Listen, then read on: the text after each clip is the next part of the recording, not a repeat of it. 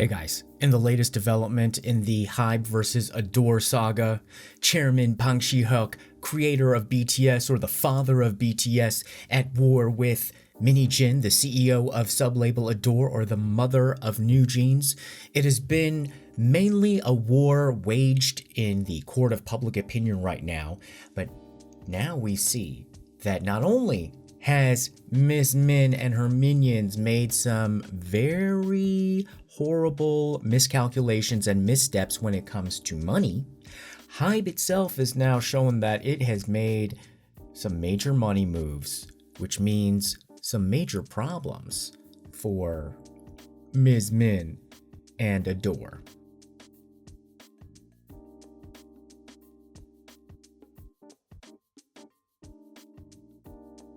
So in previous videos, I said that public opinion is very important because judges are extremely impressionable because the Korean law is flexible enough where, depending on the situation, if you're a criminal and you want to get away with something, you want nothing, you want no attention on your case whatsoever, if you have a very powerful set of lawyers that can influence the judges, because if nobody is looking, then the judge can write a ruling in favor of the criminality and reduce a lot of the sentence, because what he does or he or she writes usually would make sense if you look at it through a narrow lens. But if you challenge, if enough people are looking at it and they're like, wait a minute, this is way too narrow. How the heck did you come, how would you come to this conclusion if you didn't consider all of these other factors and all these other different rulings?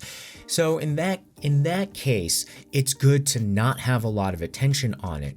On the flip side, for someone like Min Hee-jin, who seems like, she's also a major criminality, her only way of surviving this whole situation is to put a lot of attention on her because she knows she's going against the best lawyers in Korea, which also means like the best network of judges doing favors for each other. And so in terms of the ruling, no, she needs to have a lot more attention on this and hopefully make it seem to the judge that it would be more risky to go against her if all of the Korean public opinion is on her side. However, what HYBE pulled, not only do they have the best lawyers and the best legal arguments, what they did was elevate the status of HYBE to a conglomerate level, which basically means like if now the law and the cases are affecting financial laws and financial laws that govern conglomerates, no judges are going to mess with that. In other words, a judge would just not care about public opinion if the case in front of them gets elevated to such a standard where people's big money is involved. The courts and society really gives a lot of leeway to huge companies. Why? Because of the many mouths those jobs feed the industry. So once you start messing with the health of the Republic of Korea, then you really are going to be on the losing side of it. So that's why we see a bit of leniency for a lot of corporations, because the judges are saying like, well, if we hurt this company too much, then people's jobs and their pensions are at stake, our exports are at stake, like our political power is at stake, around, national prestige is at stake. So once you get to be a company in that club, in the club where if you harm this company, you are harming the nation of Korea, therefore, we're not going to accept any of your crying or any of your kind of bending the truth or you're kind of like creating some creative legal thing. No. They're going to be like, nope, sorry. If you're a conglomerate, which now HYBE is as of this week officially, smooth move, that means it becomes much harder for Min Hee-jin to create these scenarios and try to get out of like deflect what she was doing. The onus then is more on her to prove that she didn't harm the company. So people were asking, like, what significance does this new conglomerate label have on HYBE and this case? And just put it quite simply, HYBE now has a lot more responsibility and liability to do things correctly. Oops, here's the bunny ears again. To do things in a way where they are transparent, and there's a lot more scrutiny. Why? Because if HYBE goes down, then parts of the Korean economy go down. So they're in this special classification where, yes, they have a lot more rules to follow, but then at the same time, when stuff hits the fan, the courts are kind of more lenient on them. So they're gonna always be in court, but they're gonna also find themselves having leniency that they normally wouldn't have if they were just kind of a smaller company, because if somebody harms this smaller company, it's going to affect less jobs. But that just leads me to a little bit of an aside. People are asking, is public opinion still strong for her, and why? How can they not see what's going on?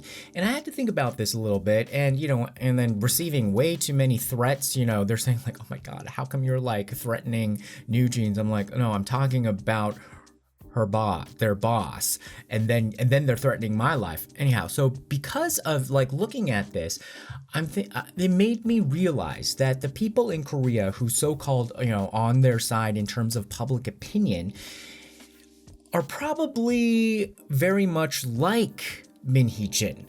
So have you ever heard like whom you consider a villain or a wicked person describe themselves as wicked, or say like, you know what, it's okay that this stuff, it is okay to be such a fraud or a criminal? No, they're always describing the bad things they do in such a good way.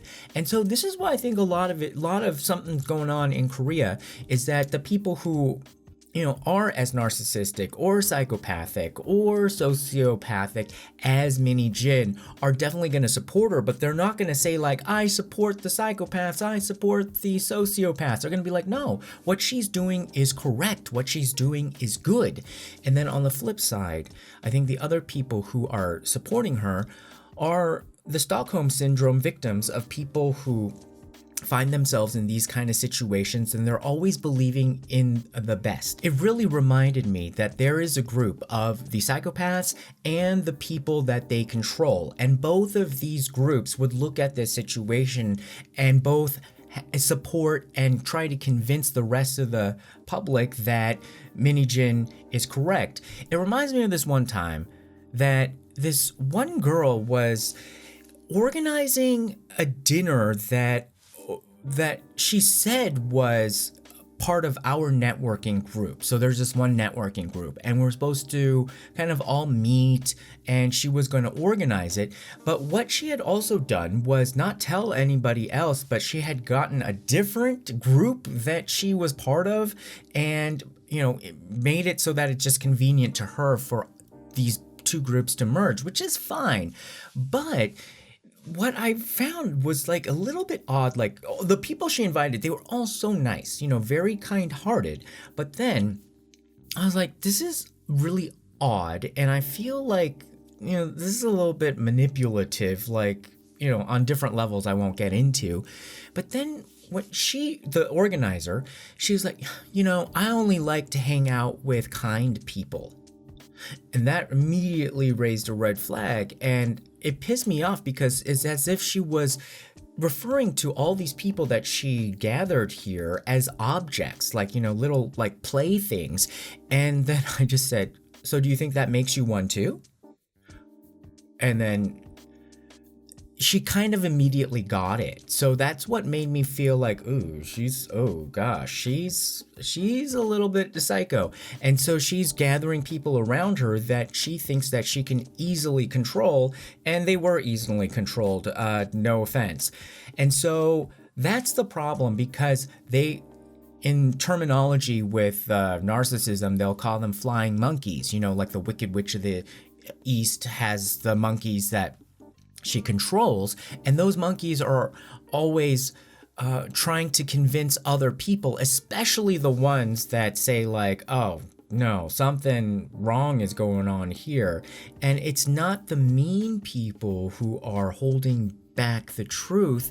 It's the nice people that have been manipulated who are holding back the truth. So I think that's what's going on right now with when you see a lot of the so-called public opinion and support for Min Hee-jin, because the vitriolic one that I've seen were basically the psychopaths, the rabid bunnies, and yes, we do need to call animal control. Alright, so how did little Miss Bunny Foo Foo hop through the forest in the wrong direction and lead straight into a bunny trap? And who set the bunny trap? Yes, HYBE, but I think they're lawyers. Kim In Chang. So in Korea, it's Kim In Chang. If you see the spelling of the law firm, it's Kim In Chang. But I hope they don't mind, because when I saw this, I was like, Kim and dang, you have got to. Okay, we're gonna go through this. So this was like a nice little set of dominoes before Friday local time in South Korea, where the judge will rule on the injunction, and I think they did it very strategically and dropped it right before Buddha's birthday. Okay, Buddha's birthday, Wednesday the 15th, that's a national holiday. Getting Buddha on their side to even, probably fight that shamanic energy that little Miss Bunny Foo Foo, was probably prancing around in a circle in the forest. This week also, we got HYBE to release the report that there was insider trading going on, or suspected insider trading, by the VP of ADOR, the one that went from the HYBE mothership, like the financial department, took all of the trade secrets and information, basically, sold his soul to Miss Bunny Foo Foo, and set up this Project 1945. And so apparently right before the audit, I guess he had gotten wind of it, he sold his stocks in HYBE. So about $200,000. He says, now this is also why HYBE, I think, is limiting the amount of evidence that they are, releasing to the public, because look, Miss Bunny Foo Foo, she knows how to spin a story. So right away, they had a story about like why he sold all of his stocks. He says like, oh, I needed to move houses, and, I had to put down my huge rental deposit. So, that's why I sold it. So everything was going to have like some sort of excuse. The more time you give them, the more, elaborate and maybe plausible their excuses could be. Anyhow, but that also creates an actionable investigation and a report, which would then most likely influence, the judge saying like, okay, there, of course, there's a reason why HYBE has to exercise its voting power at the ADOR board meeting at the end of the month. Then we also had the information about the embezzlement by the stylist.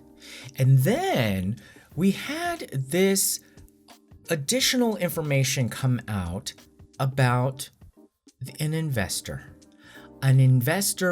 and a financial advisor.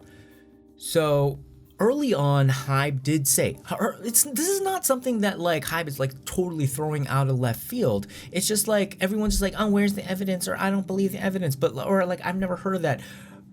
HYBE has said like, we have evidence that Miss Bunny Foo Foo consulted investment advisors, got advice, met with investors in order to steal the company and New Jeans. And so now we have that information. So in this way also, HYBE is also taking down the investment advisor. I don't think people get this right away, but you don't, once it's HYBE money, once it's real money, and you piss off real money, they're gonna give you some real problems. And so they filed a complaint. So in a way while they're on their way to like basically reporting the malfeasance of ADOR, they're bringing down the investment advisor because they filed investigation request with the Financial Supervisory Service into the financial advisor that came up with the plan. Because, Min Hee-jin, she can't come up with all this because, she's trying to figure out which acid wash jeans to put on new jeans next. And so, of course, she's going to ask for professional advice. And so they found the professional.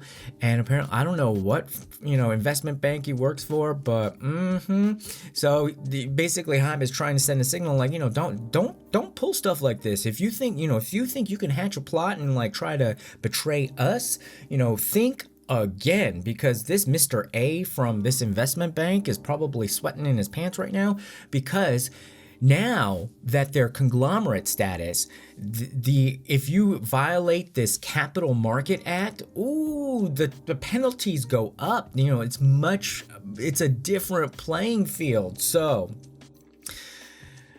good luck to this guy. So what did he do?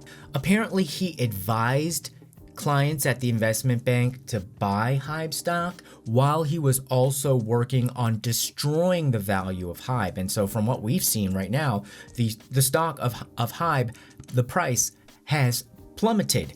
And so that is, a bit of that very much warrants an investigation, and you could probably get in trouble. But that's just the appetizer. The key thing here is that he was working with the vice president, basically betrayed HYBE and went over to the dark side of ADOR, and was working with them to come up with a plan, like how would this work financially? And so apparently he brought in an investor from overseas. So this is where the information about the overseas investors is actually materialized into something very concrete. They know who this is. So this investor comes over under the guise of investing in HYBE. But before, so it's kind of like, oh yeah, we're bringing this investor, like you invest in HYBE, he supports HYBE. But no. What they did was, before they had that meeting with HYBE, with this overseas investor, is that they met with ADOR and consulted and specifically talked about investing in ADOR, the sub-label. And the main important thing you need to know about that conversation was that the investor said that, if ADOR can be valued at $1 billion, then he's in. He's in right away. Why is that important? Because that really then ties in, it connects another dot. Why was Min Hee-jin fighting and, creating all of this drama over money with the valuation of her company? Remember, it was 13x times profit. That's the valuation of the company. And she would have had a lot of stock options that were worth a lot. So people were just like, well, how come she couldn't be happy with that? And I thought, she's not just greedy. There's probably something else here. So that 13x valuation is probably not enough to make ADOR worth $1 billion. But if she can ask HYBE to say no, my company is going to be worth 30x times profit, then she most likely gets up to the $1 billion valuation. And the crazy thing about this is that it is not vetted by any other investors. In the market, if you could say oh, I think my company is worth 30x profits, and then everybody in this, people just buying on the regular stock market, there's a majority vote. People vote with how they spend their money, and nobody's gonna buy your stock at that price. But she didn't have to do that. All she had to do is convince HYBE and the board of directors, or whoever she had to influence just within the company, to say instead of valuing my company at 13x, value my company at 30x. And then she would be able to work to the next stage of her plan. So apparently this investment advisor said like, okay, try to go for like on the top end 35x and settle for the least amount of 20x. So it's very clear that she's trying to increase the value of her company so that the investor who can help her take over the company would be all in. There's still some rabid bunnies saying like, oh, how could she ever do that because she only has 18%? You never had a plan? I mean, she's not going to try with the 18%. She's going to try to get another person on board so that she can buy 50% plus one or 55%, 60%, however it goes, but enough shares where then she can control it in partnership with this big investor. But this big investor doesn't want to invest in something that doesn't look like it has like a lot of value. So he said like, if it's worth about $1 billion, we're in. And so that connected that dot. That also showed enough of all those actions would get her in trouble. Oh, and now for the most important and I think most interesting part of this story, this chapter that we're in about all like real money, real problems, and it has to deal with the potential 1.5 year hiatus for NewJeans. Now, of course, they didn't say, HYBE did not say that the hiatus itself would be 1.5 years. They were just saying that it would take about 1.5 years to get a Grammy winning or nominated producer to work with the girls of NewJeans, which the parents complained about. I mean, look, there are like people here in this world, if you told them it'll take 3 years, but you're going to get a Grammy nominated or award winning producer to work with you, people they wouldn't be complaining about that. On the other hand, yes, it would make sense for the parents to read between the lines and question and say, I think you're really saying is that you're gonna put our girls on hiatus for 1.5 years. What is up with that? Or 15 months, 1.5 years, whatever.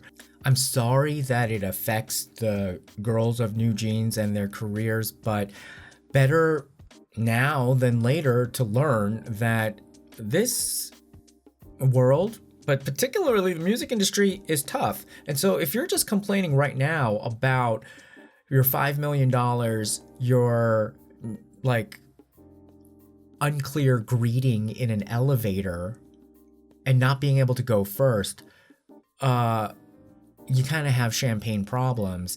And in any kind of work situation, who hasn't had, workplace losses, financial losses, personal just well-being losses because of something that your boss did, like your boss messed up, so you got hurt by it. And if you haven't, then might as well learn it now, because take this as a good learning lesson, and if that situation ever unfortunately happens to you, you will be able to know how to deal with it a lot better.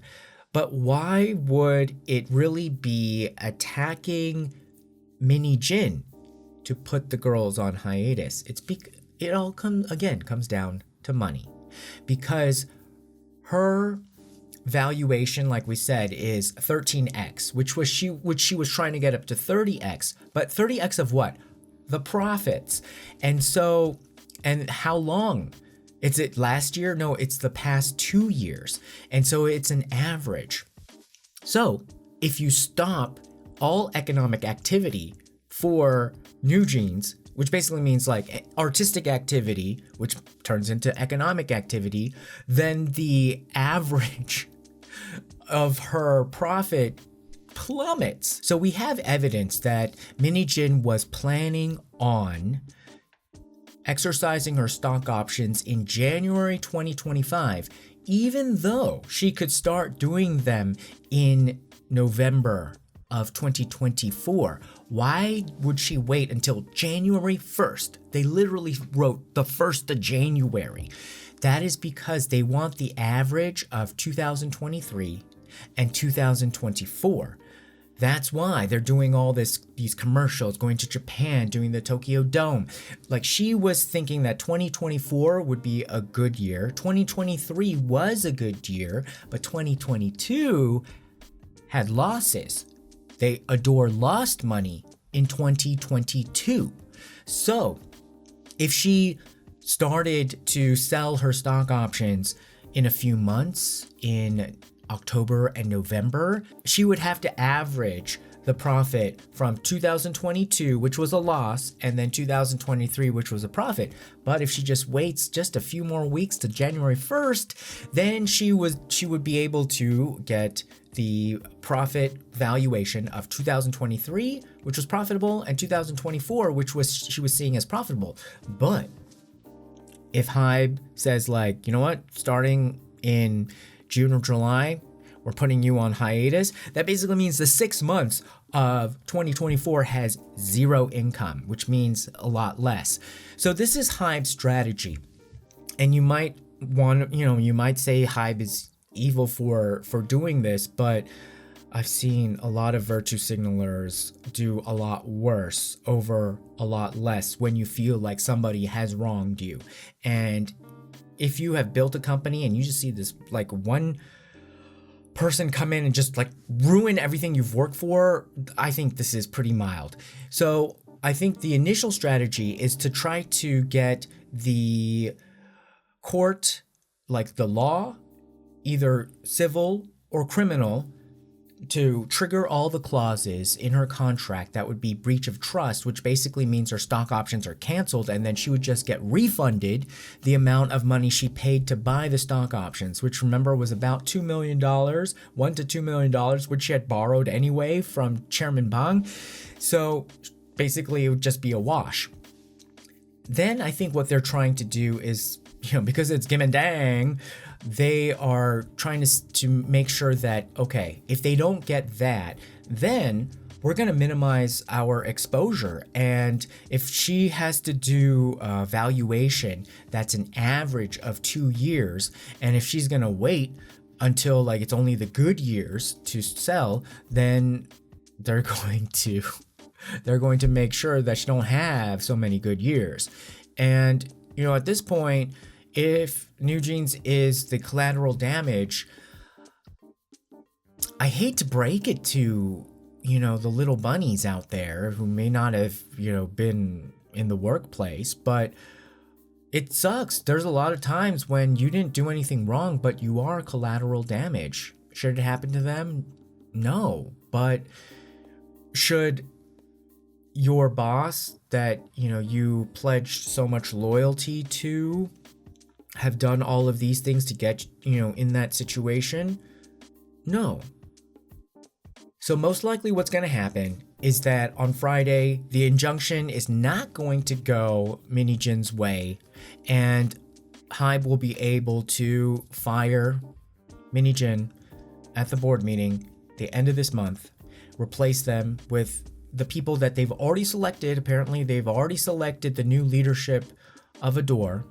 And then what they're going to do is probably try to make sure that she doesn't have the right anymore, because of all the criminality she's done, to have her stock options. And so they'll just refund her and then she'll, be done. But at the same time, most likely she's going to start filing lawsuits as well to try to make sure that she can exercise her stock options. So I would say basically what it looks like now is that at the end of May, she'll probably be fired.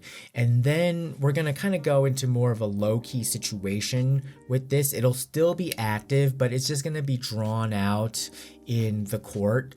And so we won't get a lot of, daily kind of updates on this, because the court process is going to move slowly, and it'll probably be just more about, as grown people talk. It's just going to be about, like, whether she can get her stock option money from HYBE or not.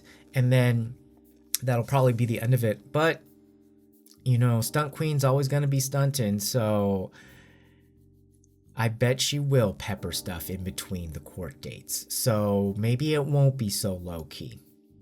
But in any event, I mean, she stepped into some major money now, or she stepped on other people's major money now, and so she's gonna